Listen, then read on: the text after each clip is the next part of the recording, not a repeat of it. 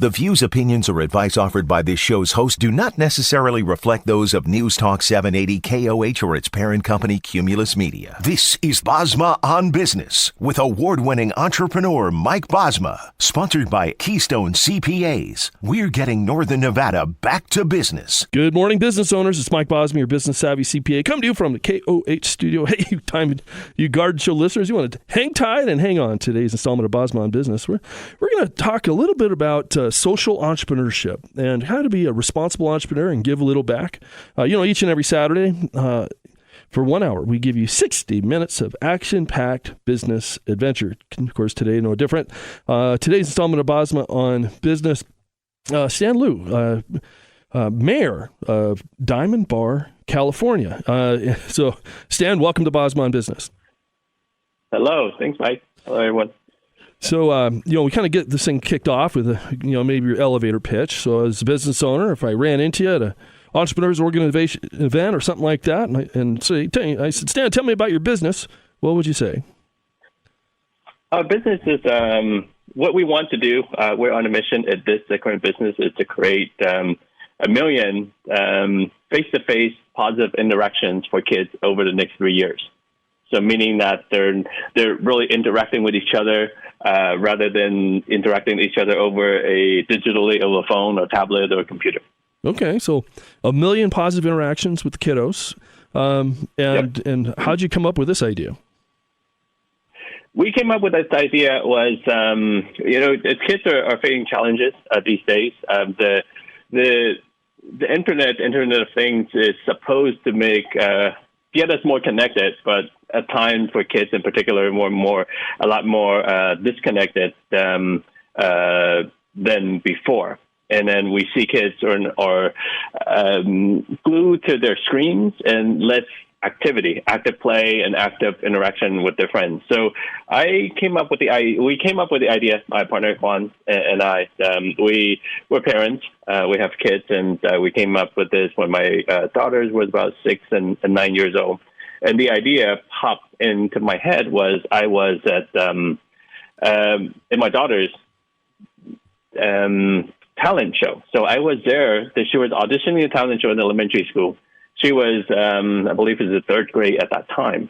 And the kids were just sitting around and not talking to anybody. Right. And perhaps they're nervous because they're doing it in the talent show or because they are afraid to talk to other kids or in cliquish. So sitting there, I'm like, how come the kids are not talking to each other? And then one kid said that, hey, you want to play tag? And then everyone just got up and they started playing tag. And then they had a lot of fun and play with each other. And after the game of tag, they were interacting with each other and talking to each other. And I say, why can't we incorporate some of this and have help the kids build these types of connections? And anytime when they go on the floor or the playground or the classroom, that they can create this on any type of setting. And that's where we progress our ZTAG company into these interactions. And since then, we have built even more to it, such as the active play, active collaboration, and active learning part through kids. Okay. And through this, and the goal, the mission is to create the positive interaction for kids where otherwise they wouldn't have. And the benefits that comes out of it is we're getting kids to be active play and active learn. So they're building positive habits and healthy habits and then bright minds and while playing. Yeah, and it's interesting. I Stan, my daughters dance competitively, and when I look at a lot of children, they've been dancing since they were 3, and they can walk into a room and they can connect with anybody. They're very self-aware, very confident, but that rigor of the dance competition did that to you, right? But I think a lot of kids, to your point, they're glued in front of the TV. It's just a different type of babysitting, right? We turn on Paw Patrol, right, and leave the kiddo to waste their brain away. But so you're at a talent contest. You get the kids interacting, playing a cool game of tag. I'm just of course I was thinking at the PTA events I've been at in the past, where there's probably somebody there shushing the kids. What are you running around for? You rag of muffins, sit down and be quiet, because we want our kids to sit down and be quiet. But you found a way to monetize getting your kids active and learning. So yeah, because I'm always curious about the business model, Stan. So you started this business. You want 1 million positive interactions with kiddos. Well, first and foremost, where are you at on the count? How many interactions have you accounted for life to date in the business? We are at about 125,000 at this point. So we continue to build and help kids on this. Okay, and what's the primary driver? How do you make that happen? How do we make it happen? We look for partners. Our idea is the connection is what we can quantify, and in terms of the connection, but the healthy habits and also the bright minds that we create is what the kids will take with us, and then they grow, and then this could hopefully can transform their lives, and as we do in EOS, doing things and that are transformative. Yeah, no, I guess that's where I'm just, Mm-hmm. I think the thing I love about entrepreneurs, I had somebody before the show, Mm-hmm. For the benefit of our listeners, don't judge me, is tomorrow, Sunday, I'm going to be at the Super Bowl. So I figured a way to source a ticket, and then somebody found out I was going to the Super Bowl, and they asked me for a new car. I go, have you lost your mind? And I'm like, well, no, I'd have to be Mr. Moneybags. You got all this money, you're just going to pay all this money for a ticket. And I'm like, it doesn't work that way. It's just, it's not like money, manna from heaven falling down like raindrops. It's like, no, it's hard fought for, but also you have these experiences. And so you're able to do this experience with, my oldest son. It was kind of a bucket list thing. I was always wanted to do it. And this year with the 49ers, and I'm a big fan of Brock Purdy, and in Las Vegas, where I grew up, and like all the, and it's an easy flight from Reno to Vegas, like all the cards aligned, and like we're going to the Super Bowl. So we sourced that ticket. But the thing I love about business owners is like I put my mind to, hey, I kind of would like to do this, but I don't want to pay a bunch of money, so I figured out how to do that. Kind of a life hack that way. You figured out in your business, how to have these positive interactions with kids. You have partners, and you create these experiences for the kids, both to play and learn. But I'm fascinated. Is there any way to make any money? How do you make a buck doing it? I think of in my the business that I'm in a philosophy that we do servant leadership, and we do things at the value of others. So this would be definitely adding more value to the kids and the facilitators, the partners that we have, and to create the value that we add to kids, add for kids. So this is a way of us giving back. We need to do as a business. The finance need to make sense for it to sustain the business itself. If the business cannot sustain it, then the business cannot operate. And our purpose and intention of the value we want to bring and may run out of the runway. Right. Yeah, and I think that's where. Go ahead. Finish, Stan. Go ahead. So you were asking that how do we make how do we generate revenue of this? Correct. So we generate we built the systems, and then our partners purchase the systems from us, and then they serve their the constituents such as kids at schools, at city parks. That's primary and camps. Right. Okay. So, no, a fascinating business model. On the phone, Stan Loof, who is, in addition to being mayor of Diamond Bar, runs a company. And did I catch the name right? Z-Tag?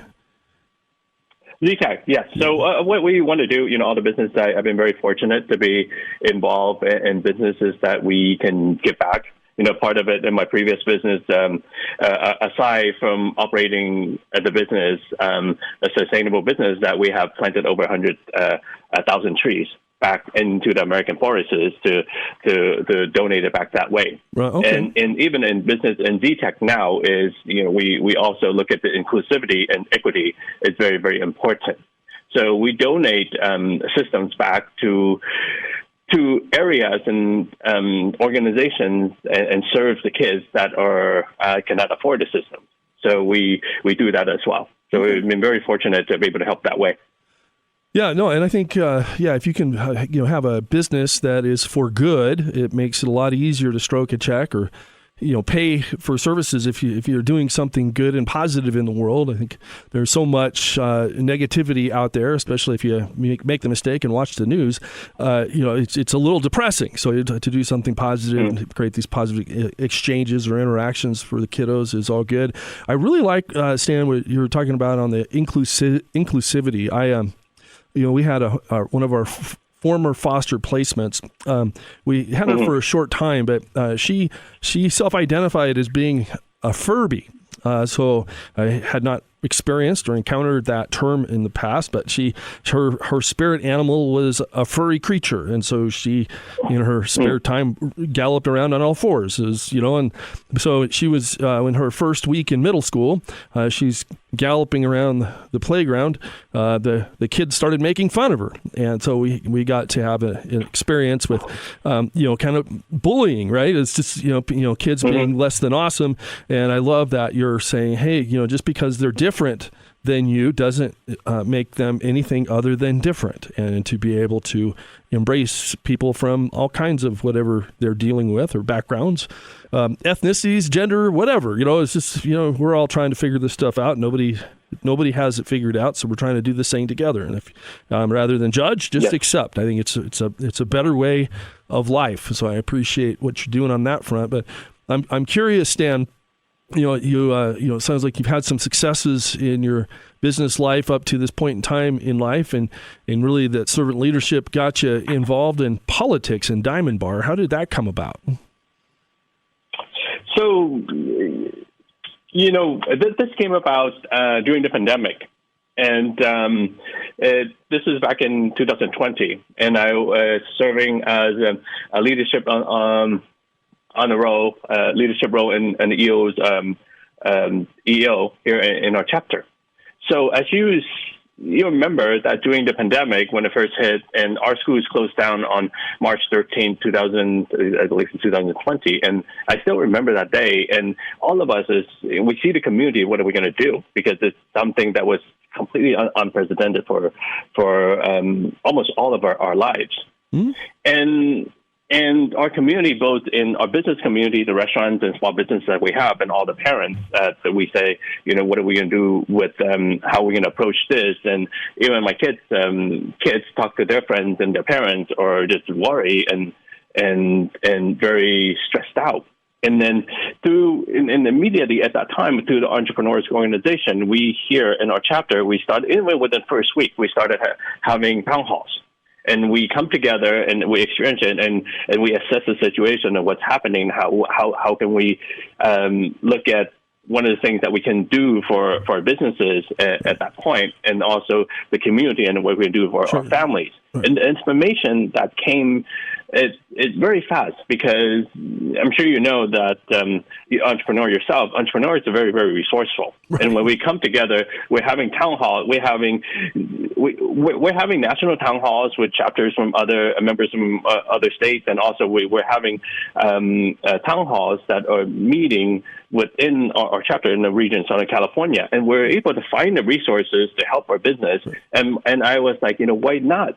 Why not do that for our rest of the community? Right. As an EO, we talk about the self, the family, the community, and the business all the time. So I took that information to help our restaurants and let them know about the resources and things that we can do and what we're seeing. So it's not as scary or as predictable as it seems. Right. So we're there to help, and Stan, if I could just pause family and community. Sure, if I could just pause you there. At that time, Stan, hold on a second. Okay. Hold on a second. We're up against a commercial break, so we can continue that thought when we come back.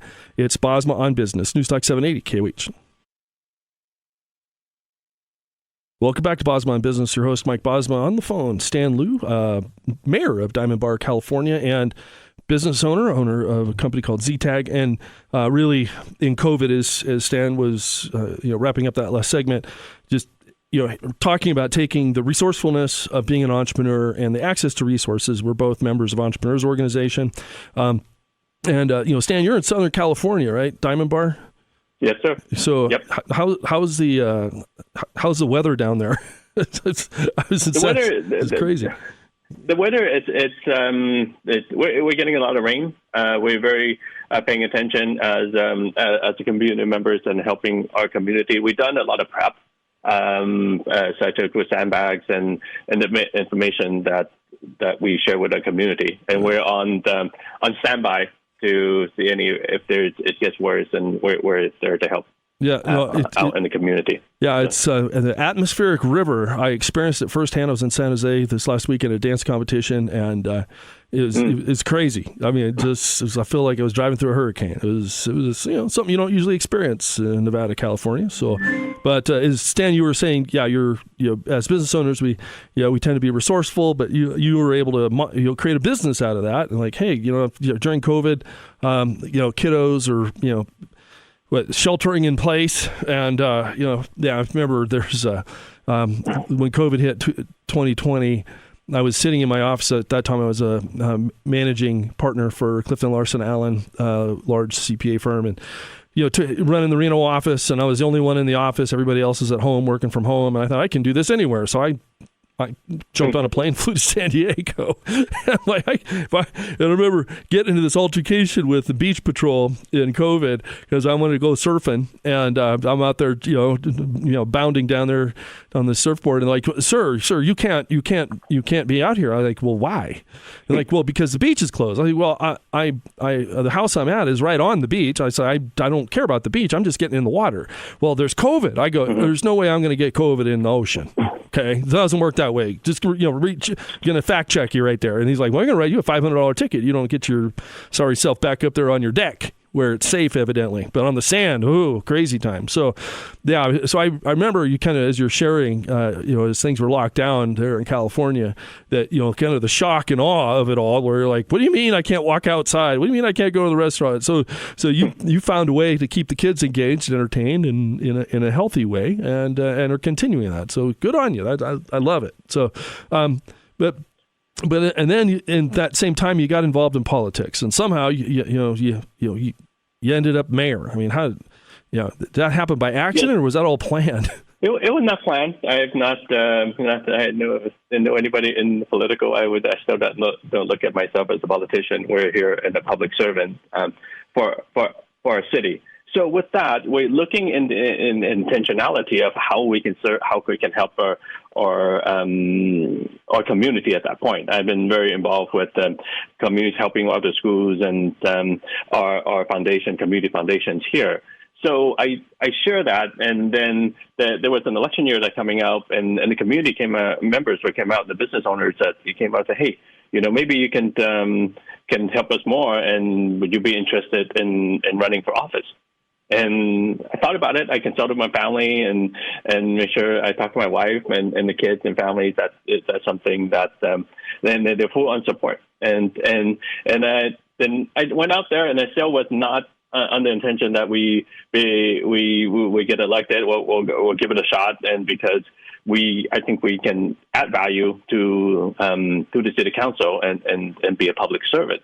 And the community rally behind us, and then we were fortunate to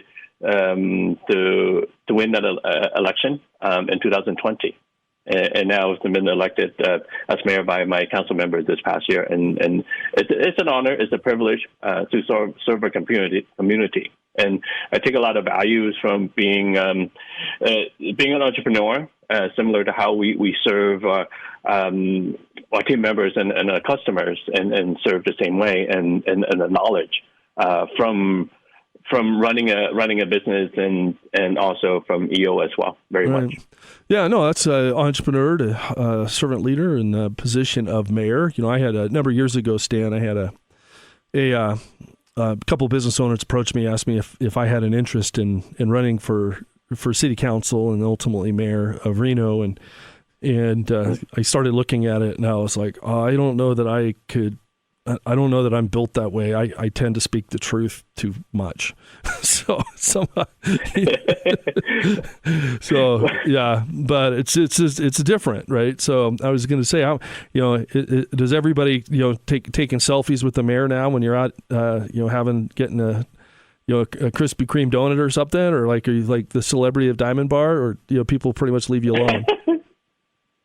Not so much. We're here to serve our community. And we want to remember at the end of the day, we're here to serve the community. A big part of it is in inclusivity. Right. We want the diversity and inclusivity to be very good, and I'm fortunate to have the opportunity to serve our city and our government. So what's the plans down the road? Are you like on the business front? Are you thinking of building it and selling it? Building it, and it sounds like you got a pretty good track.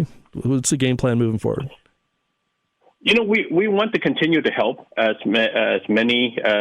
We want to create positive interactions in the world. You mentioned earlier, with the example, I experienced it when I was a kid. We getting picked last to play basketball initially because they didn't think I could play basketball, or the kid that just looks different. But part of what I learned and they continue to build with ZTAG is we want to build inclusivity. We want to build the dialogue to connections, because a lot of times that kids growing up is the first time being a kid, right? The first time experience. And that sometimes they have biases or they're not have seen things that may not talk to other kids. It is with our gaming, with the play of ZTAG, that we want to create this to a platform for kids to play. Many times that even out in the playground or at school, kids, we create these wearables that kids can play, and they are assigned different roles to play games. So super random. Right. One game they could be one role, the next game they could be different. So the kids are very interactive randomly, and it creates a lot of inclusivity and a lot of positive connections. And after the game, they're talking. Right. Yeah. And then they've got friends, right? So it's just, be able to kind of tear down those barriers. And no, that's great. So on the phone, absolutely. Stan Liu, CEO of ZTAG and mayor of Diamond Bar, California. When we come back, it's Bosma on Business, News Talk 780 KOH. Welcome back to Bosma on Business. Your host, Mike Bosma. At the bottom of the hour, we always hit you with a little tax tidbit. Right now, as we are ramping up for tax, the tax due date, April 15th, and March 15th, if you're a business owner. Partnerships and S corporations due March 15th. Individual returns and C corporations due April 15th. It's interesting as we're getting into this filing season, somebody had asked, hey, can I write off my Super Bowl tickets? And the answer is no. But if you package it with a work activity and it's an incidental part of it, then the answer could be maybe yes. So, if you need to get the skinny on that one, I can help you figure that out. The other part of it that I would encourage you to think about is just to self-check your preparer as you're figuring your taxes out, if you're a business owner. But just a good self-check is just do a calc and say, okay, how much money did I make from my business? Right? It's on Schedule E, page 1 and page 2. Multiply that number times 20% and make sure your qualified business income deduction is that number. It is amazing how many tax preparers screw that one up. And probably the most common is when, as a business owner, you have the business. It's usually an S corporation, spinning off income. You do the S corporation so you're not getting rung up with a whole bunch of self-employment tax. But then you go to your CPA and you just ask them, hey, I'm getting killed for tax. What do I do? And I'm say, buy a building. Instead of rent from somebody, just buy the building. And they're like, oh, okay, that's a good idea. So then you go out and buy the building. Well, the problem is the building has no wages associated with it, but it's called a self-rental. And so for purposes of the 199 cap aggregation rules, you put that together with your business, and then you have sufficient payroll in there to maximize your 199 cap A deduction. That's that 20% deduction came about as a result of tax reform. So it's just, oftentimes like when people ask if they come in for these free 1-hour consults, I do that simple math, and then I'm like, oh, hey, I can, probably the other thing that is oftentimes messed up is net investment income tax, which is, think of it this way. I work, I'm in 4 transactions right now. We help people sell their businesses and monetize their business. So And when they sell, and their CPA is not aware that if you sell your business, that you don't have to pay that extra 3.8% net investment income tax on that. That's because you materially participate in that activity. So it's just you just need to know what those rules are, and to be able to. In fact, I got a new client, had amended a return for them. That they sold their business, and then they had $200,000 of net investment income tax. So and I said, but it's like, well, we can amend your return, get that back. And then of course I also had to tell them, there's 87,000 auditors. So is there anything in here that might be of interest to the IRS if it gets looked at? Because if every amended return is going to get looked at, and so he's like, no, we're clean. There's nothing here except the gain on sale and a couple K1. It's like, okay. So we amended that return, $200,000 refund. So the numbers get pretty big, especially as I get Stan Liu on the phone, mayor of Diamond Bar, California, CEO of ZTAG, Kids Interactive, game, I guess, or activity.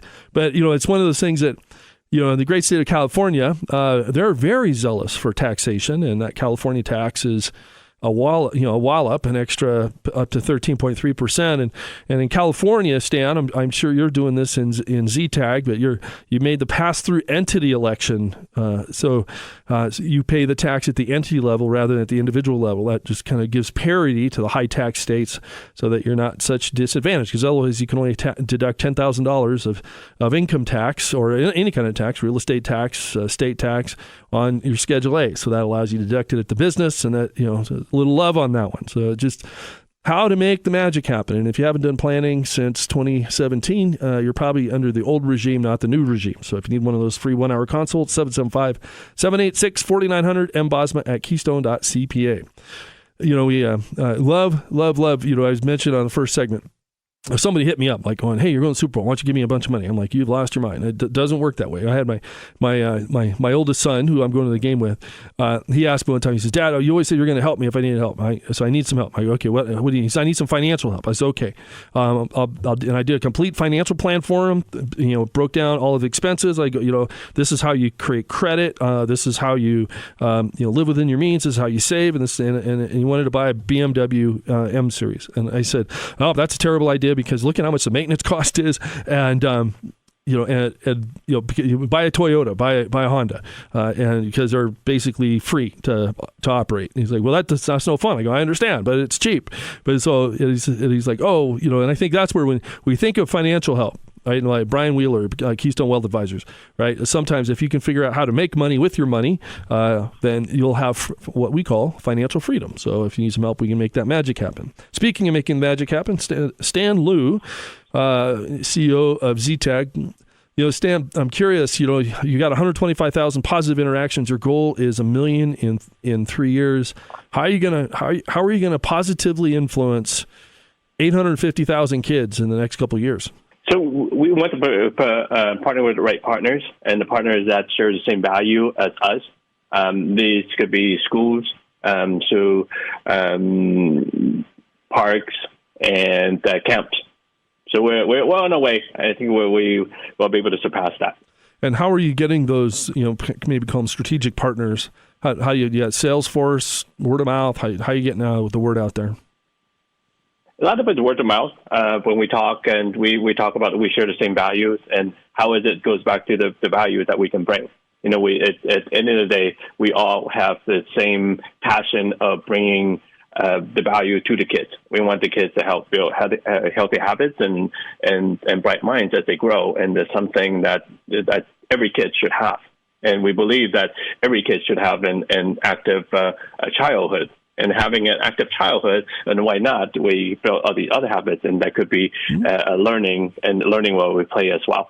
Right. No, absolutely. Well, Stan, I appreciate you coming on and sharing your journey. Of course, if you have anything that's newsworthy, or make sure that you reach back out. I'd love to have you back on and kind of share the entrepreneurial journey with you. Maybe we'll run into each other at an entrepreneurs organization event. Are you on the board for EO?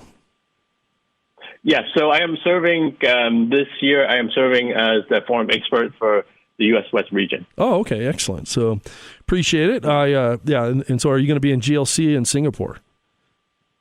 This GLC, unfortunately, I'm not a conflict with one of our biggest fundraisers for our middle school here. So I'll be staying behind to help with the fundraiser. Yeah, it's I was tempted. I'm the SAP chair and soon to be finance chair, and just a couple years ago rolled off my year as president of the Reno chapter. And so it's just great to run into different business owners and you see how people make a buck or live a life and make a positive difference. So it's maybe let's try and connect at some EO event down the road somewhere. But I tell you, one of the things that speaking of entrepreneurs organization, I've had very, very blessed to been affiliated with EO Reno Tahoe for in excess of 20 years, and from one of the things I guess I've learned as a business owner is it's lonely as a business owner. If you're out of cash or cash is tight, it's not like you can go home, tell the spouse, gosh, I had to do a draw on that line of credit. I sure hope and get paid, or you tell the team, hey, gosh, it's a little tight around here. We're just going to kick the can on payroll for a couple cycles. Is that okay? People tend to quit when that happens, and you freak out your spouse. So, it's just, having other business owners that you can commiserate with, put your heads together, try and figure out the world, how to conquer the empire, as it were. And I think it's just it's a good crew, good track. If you need some help on that, of course, always ready, willing, and able to help. In fact, we have on February 15th, we have a happy hour. So if you need for the Reno chapter, if you want to come by and meet other business owners, I would just encourage you to give me a call, 775-786-4900, and Bosma at keystone.cpa, and we will get you, hanging out. It's at Village Well, 15th, 5:30 to 7. But it's just different business owners just looking to connect and relate. And I think one of the things that I've really appreciated about Entrepreneurs Organization, it really brings out the best out of people. And there was a couple years ago, I was at an event in Italy, and I remember it was sitting on top of the museum in Rome, and then there was that sunset, so sunset's going down overlooking the Vatican, and and also they brought out these opera singers. It was just like one of the most beautiful things I've ever seen. It was just, so that and business owners have a way of pulling that stuff off. So and I guess for the benefit of our listeners, if you've ever wondered about how do you, if you're an employee and you've wondered, like, how do I become a business owner? It all starts with the side hustle. So, and oftentimes, like even Stan mentioned, he goes, he's at his kids' talent contest, and I saw the kids basically sitting there on their hands, and then they got engaged in a game of tag, and all of a sudden everybody became friends. And so he said, I'm just going to help make this a little bit more organized, and a little more systematic, created a business out of it. And that's, we call that the side hustle. And, if you need ideas for the side hustle, those are great fodder for one of those free 1-hour consults, because I think in side hustle land, when you start putting your big toe in the entrepreneurial water, see how all this stuff works, probably the best question that people, or the most common question people ask me on the side hustle is, should I organize it? Should I create a limited liability company to run my side hustle? Of course, I generally say yes. It'll cost you $400 a year in the great state of Secretary of State of great state of Nevada, or $800 a year if you're in California. But what it does is it creates a separate identity, separate and apart from you, the entrepreneur. And as soon as you get any real traction on it, you're going to wish that you had the entity with like the name that's not your name, and then you grow it into something you sell. That you want to sell, rather. The best way to do that is to have an entity to sell, because then it is significantly more tax advantage to sell your entity, and then all these contracts all go with the entity. So think of it this way. Let's say as Stan mentioned, his business model. So let's say he's got a camp that has a contract with him, and he gets paid to provide those that software, that experience, and they pay him a little money. Well, that contract's with his entity. If it's with him, that contract's generally not transferable. But if the contract's with your business, then if you sell the business, the contract goes with it. So that's kind of the ABCs, 1, 2, 3s of kind of the reasons why you can create an entity around your side hustle, and then it just puts a little more oomph in a reason to be able to go make a buck or two. When we come back, the number one thing you need to know before you start your business, it's called Bosma On Business. Newstalk 780 KOH. Welcome back to Bosma On Business. Your host, Mike Bosma, on the phone. Stan Liu, CEO of ZTag. And I always, leave our listeners with the number one thing, the big aha, the big takeaway. And, it's always that thing that, you know what you know, but the things you don't know, usually the things that really frustrate you as a business owner. So, Stan, leave our listeners with this. What is the one thing you wish you knew before you started this business? Can I say two things? One is the amount of time the amount of time it takes and the effort goes in. And luckily that, the business I've been in, we're very passionate about, so it doesn't seem like a lot. And then the other is to always keep my my family and spouse, wife,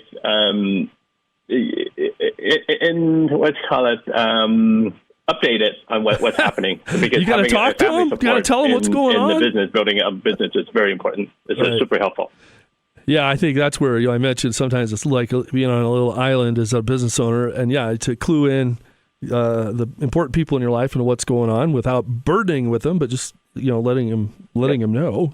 So no, it's good. It's good. And of course, I would say I'm a fan. But when as a business broker helping people exit their businesses, if people knew that they were going to eventually sell their company, that they would do their company completely different. And I'll just give you an example on that. So I've got a paving company I've got for sale, and the owner is very dynamic, charismatic rather, business owner, great leader. But when he wants to retire, and he hasn't developed anybody behind him to be able to take the reins. And so we got a couple letters of intent for wanting to buy his business. But when they started due diligence, they found that, there's nobody to carry that torch after the owner retires. And that's become a real impediment to selling his business. So fortunately, we have Colleen Morrison. She's our Chief People Officer at Keystone CPAs, and the most amazing recruiter I've ever met. And so I put Colleen on it. And I said, Colleen, I need you to find us a general manager for this paving company. And she's Johnny on the spot, and so I think we can get that sourced here in a couple of weeks. So something that has pained this company for years, and now they're going to have to get him trained and spun up so that he's successful at the role. But yeah, you could have easily started that, and then as a business owner told me over the weekend, he's like, "Yeah, Mike, if I'd have thought about this years ago, I wouldn't have had to work so hard. Maybe I wouldn't have to sell my business." I go, right, that's it, right. So you just get so that's right. I call it begin with the end in mind, and if you can, have a business that can work without you, the owner, that's a real business, and you will fetch a premium for it when you sell it. And it's just telling you, it is the holy grail of how businesses work. So, and I think that's where when we look at this turnkey approach that we are fond of, to be able to, we call it the Keystone exit strategy. We're going to value your business. We're going to do a financial plan for you, figure out, is it enough to sell for? How much is it going to sell for? Let's fix the business, do reverse all of this business, all this tax planning we've been doing for you for these years. Got to reverse all that, sell it, manage the wealth afterwards. Ta-da. That's it. It is slick. So speaking of slick, next week's guest, Dominic Abbott's going to share his journey.